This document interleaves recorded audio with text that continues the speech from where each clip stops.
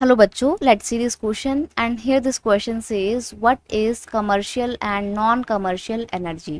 Question आपसे बोल रहा है कि कमर्शियल और नॉन कमर्शियल एनर्जी क्या होती है वो एक्सप्लेन कीजिए। ठीक है, देखिए कमर्शियल एनर्जी की बात करेंगे और एक बार नॉन कमर्शियल एनर्जी की बात करेंगे।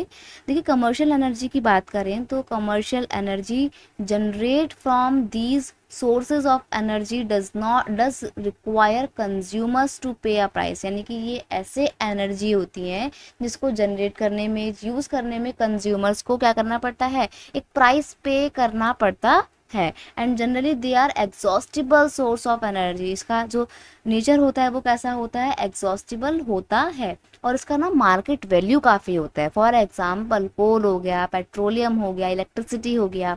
आप कोल यूज़ करते हो, आप पेट्रोलियम यूज़ करते हो अपनी कार को रन करने के लिए, तो आपको पे करना पड़ता है ना। तो कमर्शियल एनर्जी रिसोर्सेज या कमर्शियल एनर्जी सोर्स वो होते हैं जिनको यूज़ करने के लिए कंज्यूमर को एक स्पेसिफिक अमाउंट पे करनी पड़ती है और इन सोर्सेज का मार्केट वैल्यू काफ़ी ज़्यादा होता है। वहीं अगर हम नॉन कमर्शियल एनर्जी सोर्सेज की बात करें तो consumer do not have to pay a price for energy generated through those sources. ये ऐसे सोर्सेज होते हैं जिनसे एनर्जी जनरेट होने पर भी कंज्यूमर को कोई भी पैसा पे नहीं करना पड़ता है।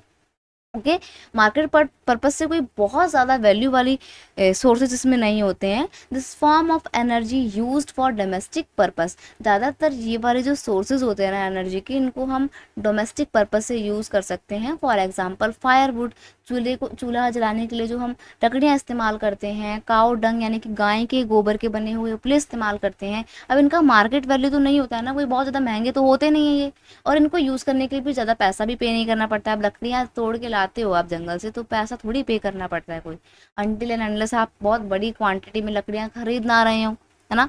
तो ये इसलिए नॉन इकोनॉमिकल एनर्जी है, सॉरी नॉन कमर्शियल एनर्जी है। और वहीं कोल, पेट्रोलियम और नेचुरल गैसेस, इलेक्ट्रिसिटी वगैरह आपका कमर्शियल एनर्जी है, क्योंकि इनका मार्केट वैल्यू होता है और उनको यूज़ करने के लिए आपको पे भी करना पड़ता है। ये दोनों में डिफरेंस है और दोनों के एग्जाम्पल भी आपको क्लियर किए हैं। I hope you understood it well. Best of luck.